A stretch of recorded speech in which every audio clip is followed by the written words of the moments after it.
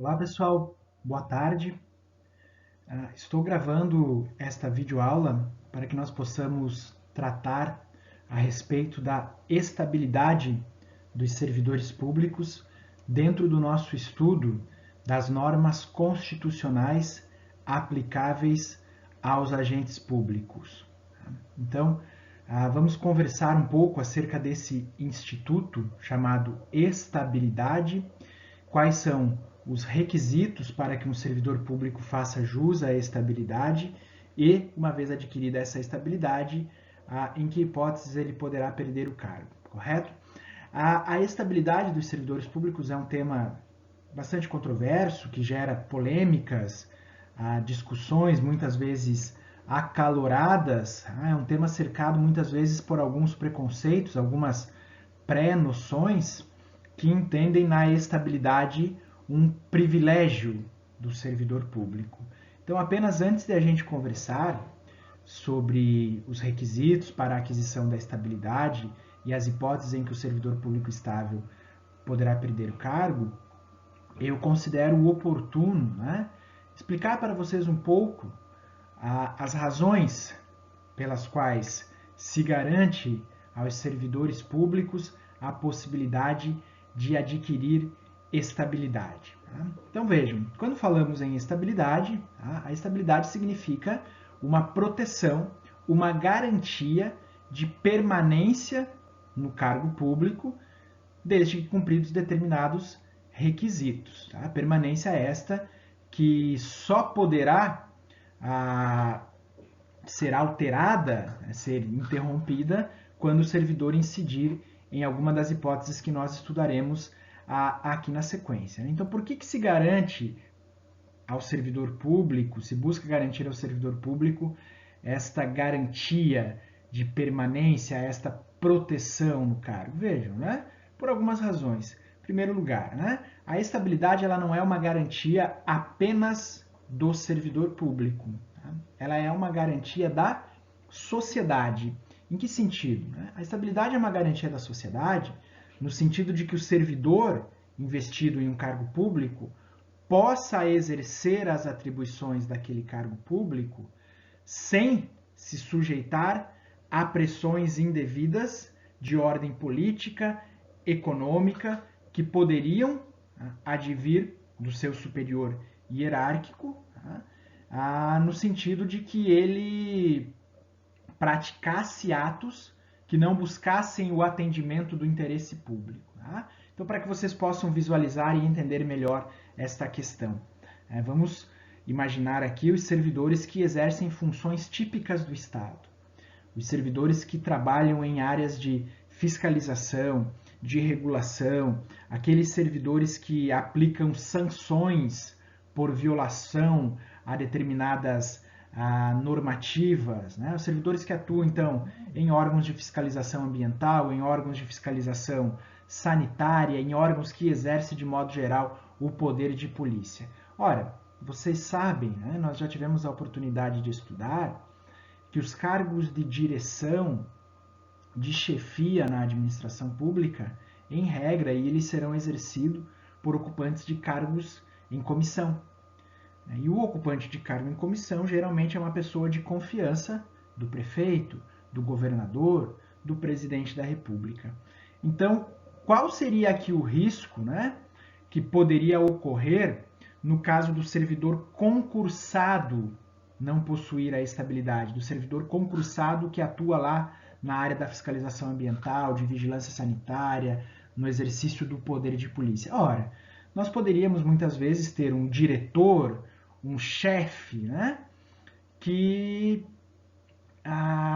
pressionasse os servidores concursados que atuam nessas áreas a praticarem determinados atos que não buscariam o atendimento do interesse público, mas sim a promoção de determinados interesses privados. Então, exemplificando, vamos imaginar que seja nomeado como diretor, como chefe de um órgão de fiscalização ambiental, uma pessoa que tem uma série de ligações com madeireiras, com mineradoras que promovem ações de desmatamento irregular, correto? Então essa pessoa foi colocada lá naquele órgão já, né, com uma finalidade de já beneficiar, né, madeireiras, mineradoras que praticam atos ilegais, que praticam desmatamento ilegal, que poluem, né? Enfim. Vamos imaginar o seguinte, né? Vamos imaginar então que esse chefe, esse diretor, ele poderia chegar para os seus subordinados e falar o seguinte: olha, então a partir de agora vocês não deverão mais multar, né, a determinada empresa, mesmo que se deparem com situações em que ela esteja praticando atos irregulares, esteja praticando desmatamento ilegal, enfim. Vejam, o servidor, né, o fiscal que lá atua, sendo estável, tendo essa proteção, essa garantia no cargo, ele pode pura e simplesmente falar: não, eu vou continuar exercendo as minhas funções, como determina a lei. Se a lei diz que eu devo multar quando constatar uma situação de desmatamento ilegal, de poluição, eu vou multar. Né? E o seu superior, esse diretor, esse chefe, né, que é uma pessoa que não está comprometida com a finalidade do órgão, não vai poder ir lá e pura e simplesmente exonerar, demitir o subordinado porque ele se recusou a agir conforme a sua determinação. Né? Por quê? Ora, porque o subordinado tem estabilidade no cargo. Né?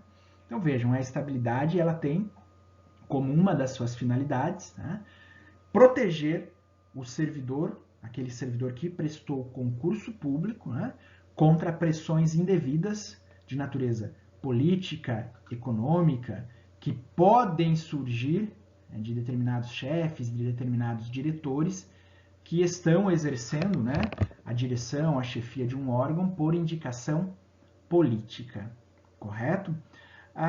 Uma outra, né, razão, uma outra justificativa para a existência da estabilidade é justamente garantir uma certa continuidade, uma certa permanência, o acúmulo da experiência em relação ao desenvolvimento, à formulação de determinadas políticas públicas. Tá? O que eu quero dizer com isso? Vejam, pessoal. Como vocês sabem, né, nós vivemos em um regime democrático onde existem eleições periódicas. E como ocorrem eleições periódicas, o povo tem a possibilidade de renovar de 4 em 4 anos quem serão os titulares dos mandatos eletivos, né? Quem será o presidente, o governador, o prefeito, quem serão os deputados, senadores. E o que geralmente ocorre, né? A não ser que o candidato, né, que o atual mandatário seja reeleito. Mas o que geralmente ocorre, né? Quando há uma mudança de governo? Ora, há uma mudança de governo, há uma mudança de ideologia, correto?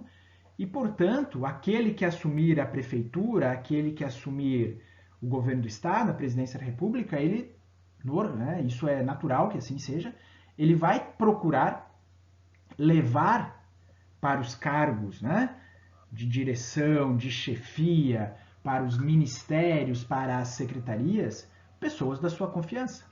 Pessoas que tenham consigo, que tenham afinidade política e ideológica, né, com este mandatário que foi eleito, correto?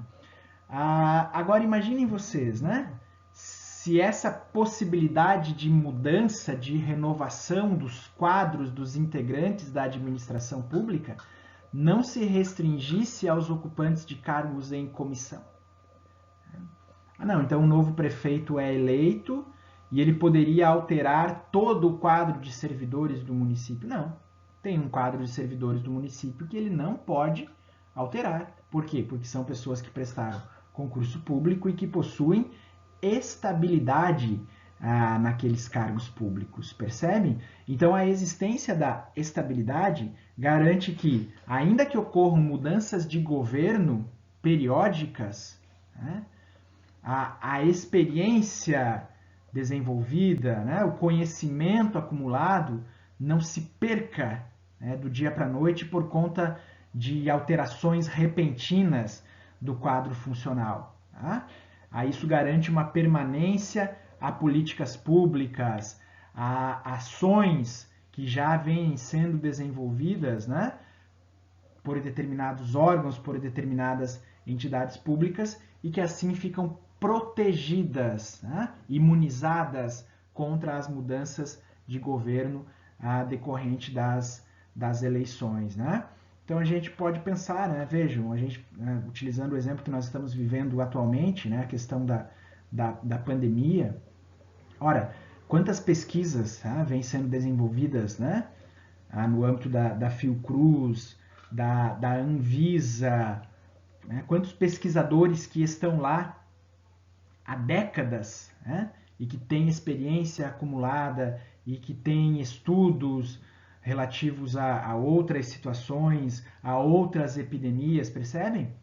E estão lá e continuam lá porque tem a proteção da estabilidade. Afinal de contas, se não tivessem essa proteção, eventualmente numa mudança de governo poderiam ter sido exonerados do cargo, correto? Então, basicamente, quando a gente fala em estabilidade, nós temos essas justificativas que eu apresentei para vocês, né? A proteção do servidor e da sociedade contra pressões políticas, econômicas, e essa necessidade de garantir uma continuidade à execução das políticas públicas, preservar a experiência, o conhecimento já acumulado, tá? No âmbito de um órgão ou de uma entidade administrativa, correto? Então tá, agora que eu fiz essa breve, né, explicação para vocês sobre a importância da estabilidade, sobre as razões, né, que justificam a existência da estabilidade, então vamos conversar um pouquinho, né, sobre o artigo 41 da Constituição Federal, que é o que vai tratar aí da figura da estabilidade, dos requisitos para sua aquisição e em quais hipóteses o servidor estável pode perder o cargo. O servidor estável pode perder o cargo, tá? Essa ideia, né, essa noção muitas vezes difundida no senso comum, prestou concurso público, nunca mais sai, só sai se quiser. Isso está errado, tá? Isso está errado. Né? Pessoas que, né, não são da área muitas vezes dizem isso por desconhecimento, né, por desinformação, muitas vezes são divulgadas informações inverídicas, mas nós temos que ter isso muito claro. A estabilidade garante uma maior proteção, mas o servidor estável pode sim, em determinadas situações, perder o cargo. Né? Então vejam, quais são os requisitos para a aquisição da estabilidade? Né? Primeiro, o artigo 41 da Constituição estabelece que são estáveis, após 3 anos de efetivo exercício, os servidores nomeados para cargo de provimento efetivo em virtude de concurso público. Então, relembrando, né, já conversamos sobre isso. Quem pode adquirir estabilidade? Os servidores nomeados para cargo de provimento efetivo. Quando a gente fala em cargo, nós estamos falando de servidor público estatutário. Não estamos falando dos empregados públicos seletistas, tá? Então, quem pode adquirir a estabilidade são os servidores públicos estatutários, né, titulares de cargo público efetivo, aqueles que irão atuar na administração direta, nas autarquias e nas fundações públicas de direito público. A eles é oportunizada a aquisição da estabilidade. Os empregados públicos, aqueles que atuam nas empresas públicas e sociedades de economia mista, como nós já vimos em aulas anteriores, eles não estão protegidos pela figura da estabilidade. Existe a discussão sobre a motivação do ato de demissão, correto? Mas não há a garantia da estabilidade. Então, acho que eu até já mencionei, já trouxe exemplo para vocês, mas vamos relembrar. Né? Se é extinta uma autarquia federal, né? Hoje, por exemplo, né, o Congresso Nacional aprova uma lei, essa lei é sancionada pelo presidente da República e entra em vigor uma lei que extingue uma determinada autarquia federal. O que deverá ocorrer com os servidores desta autarquia que são estáveis? Ora, eles deverão ser reaproveitados em outros órgãos ou em outras entidades da administração pública. Então, a estabilidade vai proteger o servidor público, correto? A estabilidade irá proteger o servidor público, inclusive contra a extinção do órgão ou entidade onde ele está lotado. Né? A gente teve lá no início de 2019, Ah, foi extinto o Ministério do Trabalho. Tá, e aí? E os auditores fiscais do trabalho? Que prestaram concurso público, que estudaram, né, anos a fio para ingressarem no cargo de auditor fiscal do trabalho. Ora, eles estão vinculados a partir de agora ao Ministério da Economia, que foi o ministério que absorveu as funções do Ministério do Trabalho. Percebem como é importante a estabilidade? Ora, se não chega um presidente da República, ele tem maioria no Congresso, extingue lá uma série de ministérios, algumas autarquias, né? E todos os servidores daqueles ministérios, daquelas autarquias que foram extintas, automaticamente estariam desligados. Ora, isso poderia trazer um prejuízo imenso à continuidade de determinados serviços públicos, correto? Então, a estabilidade ela vai proteger o servidor, lógico que é estável, inclusive contra a extinção do cargo ou entidade a qual está vinculado. Agora, quando nós falamos no empregado público seletista, né, aí não. Se nós temos, por exemplo, a privatização de uma empresa pública, de uma sociedade de economia mista, né, do Banco do Brasil, da Caixa Econômica Federal, não há nenhuma garantia, né, não há nenhuma proteção aos empregados públicos. Claro que eles vão ter os seus direitos trabalhistas, né, os pagamentos devidos, mas não há nenhuma garantia, nenhuma previsão legal de que eles tenham que ser reutilizados, reaproveitados em outros órgãos, em outras entidades públicas, né? Então, se ocorre a privatização de uma empresa estatal, os empregados vinculados a essa empresa muito provavelmente serão desligados, correto? Essa diferença, então, vocês devem ter claro. A estabilidade é uma prerrogativa dos servidores titulares de cargos públicos efetivos, servidores estatutários que atuam na administração direta, autarquias e fundações públicas. Então, para que o servidor estatutário adquira essa estabilidade, são necessários 3 anos de efetivo exercício no cargo, correto? E além disso, né? Veja, nós tivemos uma inovação decorrente da Emenda Constitucional 19 de 98, que acrescentou aqui no artigo 41, parágrafo 4º, né, que passou a prever o seguinte: como condição para a aquisição da estabilidade, é obrigatória a avaliação especial de desempenho por comissão instituída para essa finalidade. Ou seja, não basta mais, né, que o servidor público preste concurso público, complete 3 anos de efetivo exercício e nesse período não tenha sido exonerado. Não.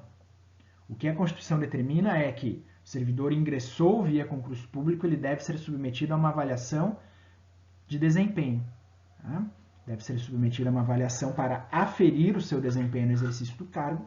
E se for aprovado nessa avaliação, aí sim, então, ele irá adquirir a estabilidade. Correto? Então, essa emenda, né, ela foi aprovada dentro daquela lógica de mudança de modelo de administração pública, de introdução, né, de alguns institutos da administração privada para a administração pública, dentro daquela ótica de uma administração pública gerencial, voltada para resultados. Então, o que buscou-se aqui foi trazer maior eficiência, né, à atuação da administração pública. Ora, e para ter mais eficiência, é interessante, portanto, né, que o servidor público que preste um concurso público se submeta a uma avaliação de desempenho antes de ele adquirir a estabilidade, né?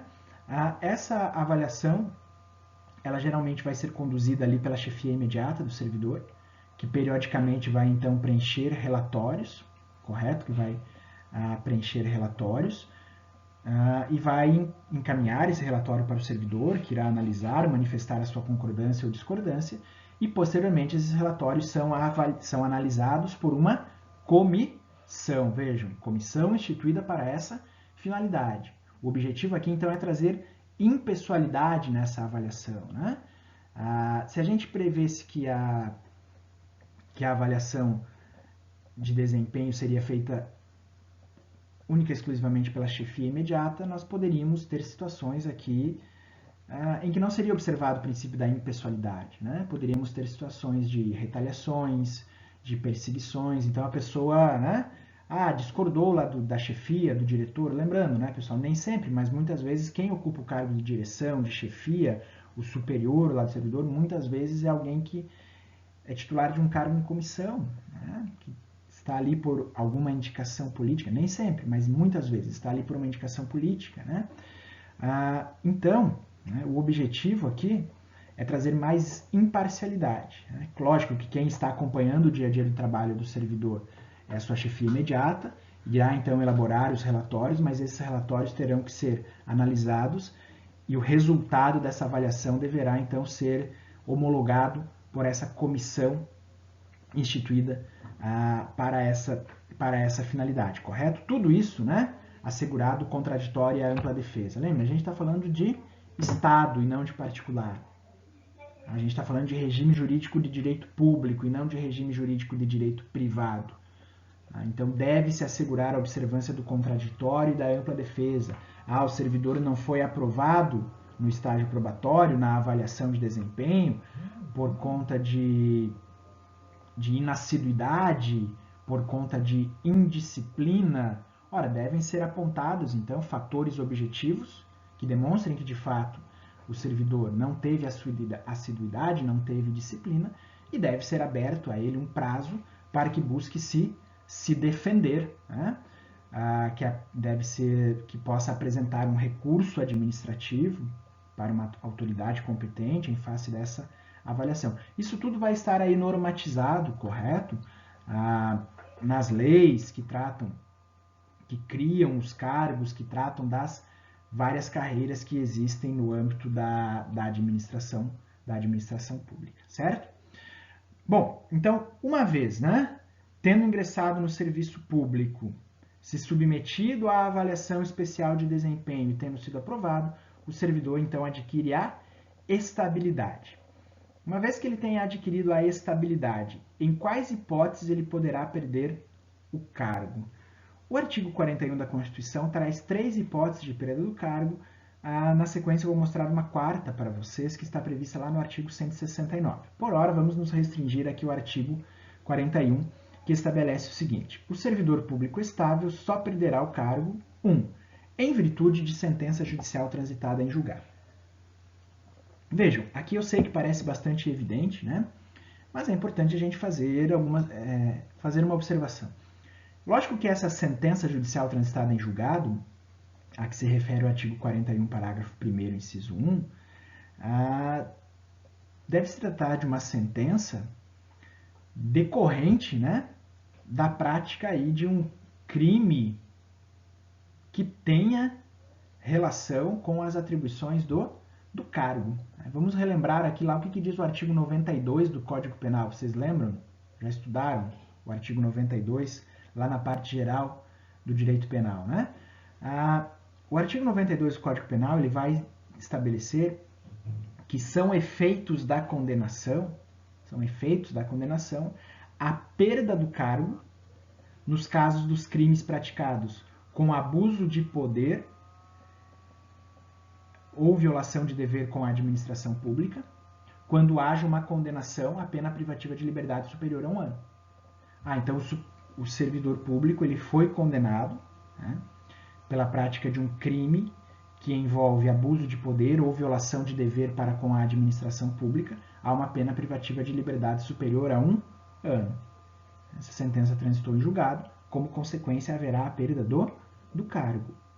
E se for um crime que não tem relação com as atribuições do cargo, aí, de acordo com o artigo 92, a condenação tem que ser a pena privativa de liberdade superior a 4 anos. Correto? Então, se o crime for praticado com abuso de poder ou violação de dever para com a administração pública, quando que ocorrerá a perda do cargo? Quando a condenação for a pena privativa de liberdade superior a 1 ano. Nos demais casos, o servidor praticou lá um crime, né, de lesão corporal, né, enfim, algo que não tem ali diretamente relação com as atribuições do cargo, né? Ele vai perder o cargo? Depende, né, da condenação, depende do prazo da condenação. Se for superior a 4 anos, sim. Se não, não ocorre a perda do cargo. Então, essa sentença judicial a que está se referindo, né, trata dessas situações. A gente tem, né, lógico, não estamos falando aqui de uma sentença de natureza civil, né? O servidor público é condenado a indenizar alguém pela prática de danos morais.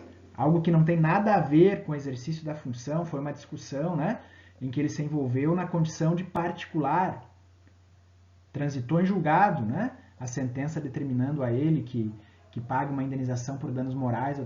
Veja, isso em princípio não tem nenhuma relação, não vai interferir no exercício da função pública e não vai gerar a perda do cargo, correto? Então estamos falando aqui de crimes funcionais ou crimes cuja pena privativa de liberdade, outros crimes cuja pena privativa de liberdade seja superior a 4 anos. Né? Mediante processo administrativo em que lhe seja assegurada ampla defesa. Então, percebam, né, pessoal, quando nós falamos de servidores públicos, nós podemos falar aqui de várias esferas de responsabilidade distintas do servidor público. O servidor público, por um único ato, ele pode responder na esfera civil, administrativa e criminal. Então vamos imaginar um servidor público que agride, né, um particular lá no ambiente do serviço público, no ambiente do órgão público. Né? O cara não estava num bom dia, ele estava trabalhando lá na parte de atendimento ao público, veio lá uma pessoa, não estava gostando do seu atendimento, fez uma reclamação e o servidor público, né, perdeu lá a cabeça e resolveu então partir para a agressão. Agrediu lá a pessoa, né, lhe causou algumas lesões, inclusive. Veja, esse servidor ele poderá responder na esfera criminal, né, pela prática do crime de agressão, eventualmente lesão corporal. Poderá responder na esfera civil, poderá ser condenado a indenizar danos materiais e morais que tenha provocado a esse particular. E ele deverá responder na esfera administrativa. Tá? Então, a administração pública pode imediatamente, né, instaurar um processo administrativo. Tá? Pode instaurar um processo administrativo. A Lei 8.112 de 90 ela traz regras acerca do trâmite desse processo administrativo, dos prazos do funcionamento da comissão que irá julgar, que irá colher as provas, analisar a infração praticada pelo servidor público, correto? A administração pública pode instaurar esse processo administrativo, que deve assegurar ampla defesa ao servidor, e ao final desse processo administrativo, poderá ser aplicada uma penalidade de demissão ao servidor público. Tá? Então vejam, né? Podem ser aplicadas outras penalidades, se a infração não for assim tão grave, pode ser aplicada uma advertência, pode ser aplicada uma suspensão, mas no caso de infrações mais graves, pode ser aplicada a penalidade de demissão ao servidor público. Aqui é importante, aproveitando que a gente está falando disso, né, fazer uma distinção entre exoneração e demissão. A exoneração não constitui punição, correto? Quando nós falamos em demissão, é uma penalidade aplicada ao servidor que praticou uma infração funcional. A exoneração ela não tem essa natureza. Né? A exoneração ela implica na extinção do vínculo, né, na perda do cargo, por qualquer outra razão que não seja a aplicação de uma penalidade. Então vejam vocês, ó, o servidor que não é aprovado no estágio probatório por insuficiência de desempenho, ele não está sendo demitido. Percebe? Ele está sendo exonerado. Ora, por quê? Porque não significa necessariamente que ele tenha cometido uma infração. Não. Ele apenas não demonstrou ter a aptidão necessária para o exercício daquele determinado cargo ao qual ele foi aprovado. Correto? Então, a exoneração não decorre de uma infração funcional. Ela não é penalidade. O servidor que não é aprovado no estágio probatório apenas não foi aprovado no estágio, não demonstrou preparo suficiente, né, capacidade suficiente para o exercício daquela função. Ele será exonerado e não demitido. A demissão ocorrerá nos casos de infrações funcionais de natureza grave. E a terceira hipótese, mediante procedimento de avaliação periódica de desempenho, na forma de lei complementar, assegurada ampla defesa. Essa também foi uma inovação da emenda 19 de 98, dentro da ideia que eu mencionei para vocês, de eficiência de administração pública gerencial. Então, qual que é a lógica aqui, né? Ora, a lógica é muito simples. A lógica é, servidor público adquiriu estabilidade, ótimo, mas ele deve continuar sendo periodicamente avaliado no seu desempenho.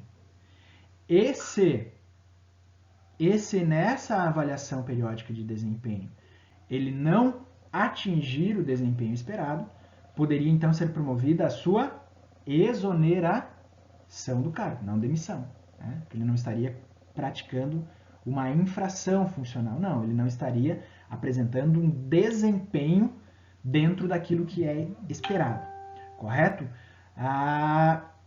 Então vejam, a lógica, né? A lógica é prosseguir avaliando o servidor público, mesmo após a aquisição da estabilidade. Contudo, a Constituição Federal condicionou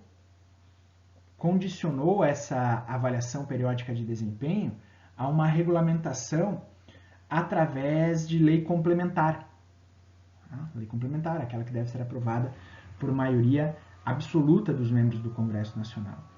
E essa lei complementar até hoje não foi aprovada pelo Congresso Nacional, de maneira então que essa hipótese de perda do cargo ela acaba, né, sendo aí muito mais no âmbito da teoria do que no âmbito da prática, correto?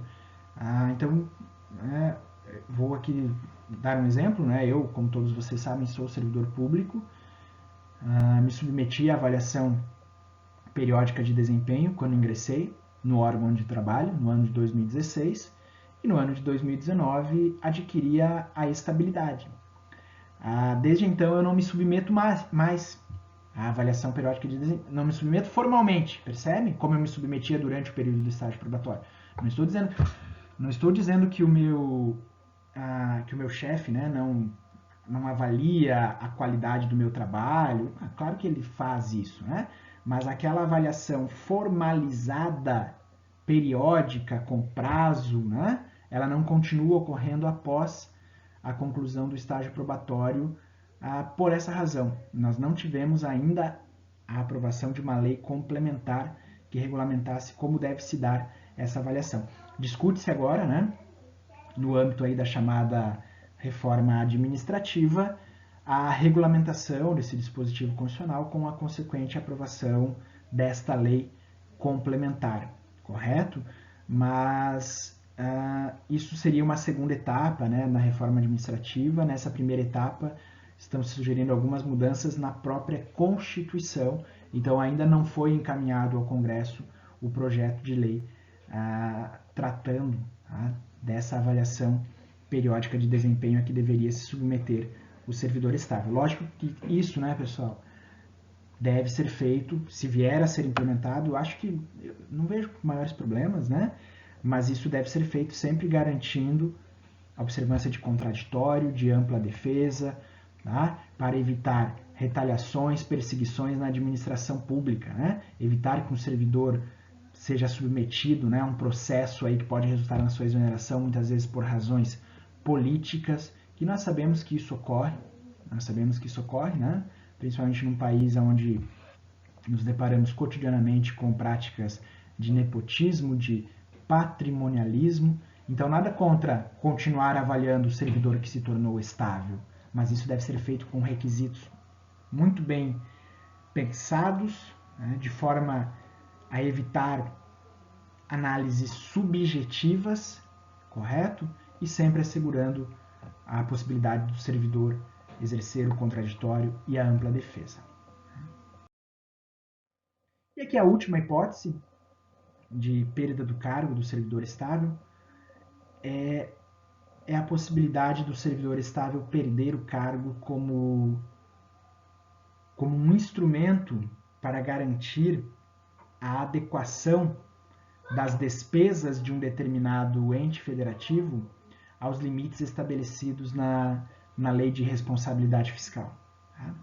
Vejam, a Lei Complementar 101 de 2000, que é a Lei de Responsabilidade Fiscal, ela estabeleceu determinados limites para o endividamento público, determinados limites que os entes federativos devem observar em relação às suas despesas com pessoal. Então vejam, né? Aqui de acordo com o artigo 69, está previsto que a despesa com pessoal ativo e inativo da União, dos Estados, do Distrito Federal e dos municípios não poderá exceder os limites estabelecidos em lei complementar. Então, a Lei Complementar 101 de 2000, que é a Lei de Responsabilidade Fiscal, ela define que estados, municípios não podem gastar acima de determinados percentuais da sua receita corrente líquida. O que é a receita corrente líquida? São todas as receitas arrecadadas pelo ente federativo, deduzidas as transferências de impostos da União, dos estados. Tá? Então, o que é a receita corrente líquida do município? É tudo aquilo que o município arrecada, deduzido as transferências de impostos provenientes do estado e da União. Ora, de acordo com a Lei Complementar 101 de 2000, o município não pode ultrapassar um determinado percentual da receita corrente líquida no pagamento de despesas com pessoal. E se um município, um estado estiver em vias ou vier a ultrapassar esses limites, que medidas podem ser adotadas, então, para garantir a sua adequação com os dispositivos da Lei de Responsabilidade Fiscal? No parágrafo 3º do artigo 169, a gente tem, então, a seguinte previsão. Vejam, para o cumprimento dos limites estabelecidos com base nesse artigo, durante o prazo fixado na lei complementar referida no caput, a União, os estados, o Distrito Federal e os municípios adotarão as seguintes providências. Então, o município ultrapassou os limites, Quais município, estado, União, quais providências devem ser adotadas? Redução em pelo menos 20% das despesas com cargo em comissão e funções de confiança. Primeiro, vamos reduzir os cargos em comissão e as funções de confiança em pelo menos 20%. Pode ser mais que isso. Tá? Pode ser mais. O mínimo deve ser 20%. Tá? Se essa medida não for suficiente, exoneração dos servidores não estáveis. Ora, então aquele servidor que ainda não adquiriu a estabilidade pode eventualmente vir a ser exonerado se a primeira medida adotada de redução das despesas com cargos em comissão e funções de confiança não for suficiente. Se essas duas medidas, redução das despesas com cargos em comissão, exoneração dos servidores não estáveis, não forem suficientes para trazer o município e o estado de volta aos limites, aí o parágrafo 4º estabelece o seguinte: se as medidas adotadas com base no parágrafo anterior não forem suficientes para assegurar o cumprimento da determinação da lei complementar referida nesse artigo, o servidor estável poderá perder o cargo, desde que ato normativo motivado de cada um dos poderes especifique a atividade funcional, o órgão ou unidade administrativa objeto da redução de pessoal. Então vejam, existe a possibilidade remota, confesso para vocês que eu não conheço casos, pode ser que tenha ocorrido, mas não conheço casos em que efetivamente tenha chegado ao ponto de adotar essas medidas. Já vi muitos casos de estados reduzindo despesas com servidores em comissão para se adequar aos limites, mas chegar à exoneração de servidores estáveis, não conheço tal situação. Vejam, como que deve ocorrer essa exoneração do servidor estável? Exoneração, tá? Não é demissão, o servidor não praticou nenhuma infração disciplinar, então seria a exoneração. Tá?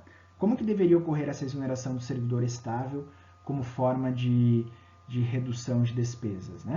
Primeiro, o servidor estável poderá perder o cargo desde que ato normativo motivado de cada um dos poderes especifique a atividade funcional, o órgão ou unidade administrativa objeto da redução de pessoal.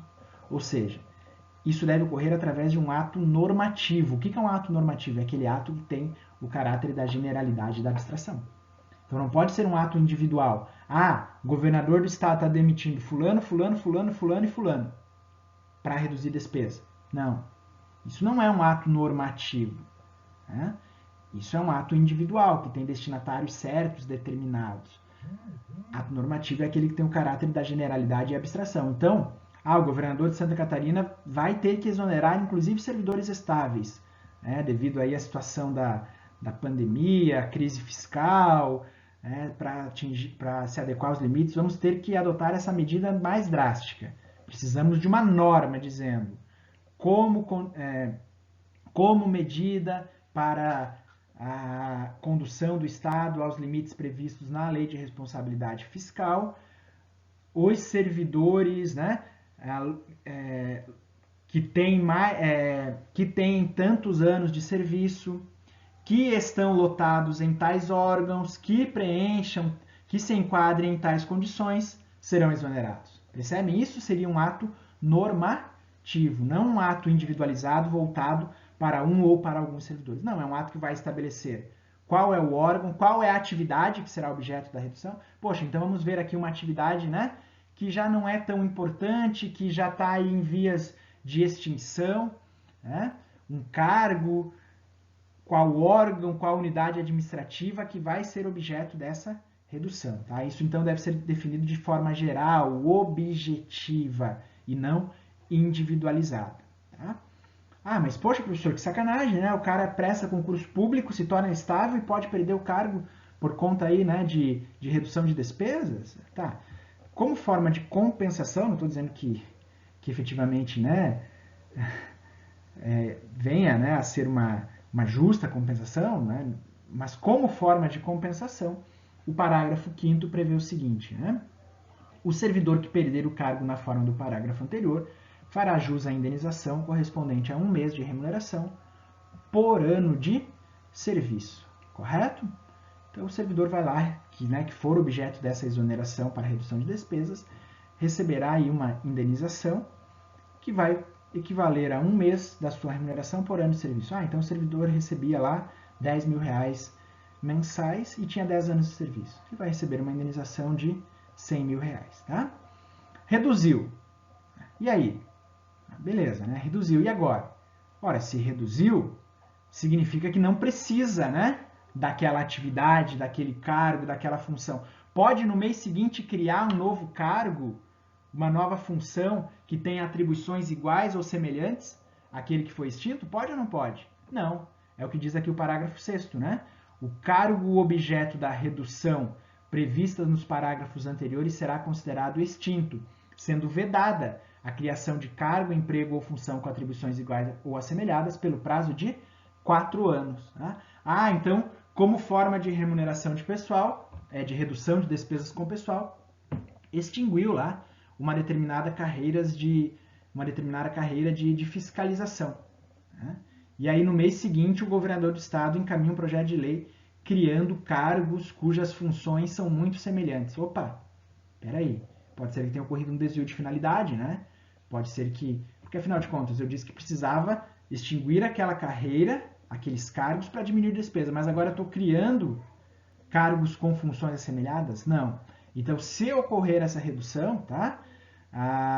O cargo que for objeto dessa redução é considerado extinto e não pode, pelo prazo de 4 anos, criar novos cargos, empregos ou funções que tenham atribuições iguais ou assemelhadas. Se é para reduzir despesa, então vamos reduzir despesa. Então não vamos criar nova despesa para cargo com atribuição semelhante pelos próximos 4 anos. Correto, pessoal? Basicamente são essas informações, tá? Que eu trago para vocês sobre a estabilidade do servidor público. Né? São as regras constitucionais relativas a este instituto. Né? Logicamente que nós iremos encontrar regras específicas no âmbito da legislação infraconstitucional, porém, no âmbito da Constituição, são essas as informações essenciais. Então, quando formos estudar estabilidade, lembrem, né? Se recordem do artigo 169. Então, muitas vezes a gente fica lá limitado ao artigo 41, a aquelas 3 hipóteses, e esquecemos, né? Não nos damos conta que existe uma 4ª hipótese de perda do cargo do servidor estável, como forma de redução de despesas, que, embora não seja corriqueira, tem previsão constitucional, e, evidentemente, se tem previsão constitucional, é objeto de cobrança em provas de concurso público, em exame da Ordem dos Advogados do Brasil. Beleza, pessoal? Então, seria isso que eu gostaria de tratar com vocês, para que nós pudéssemos finalizar o estudo das regras constitucionais aplicáveis aos servidores públicos. Um abraço a todos e até a nossa próxima aula. Obrigado.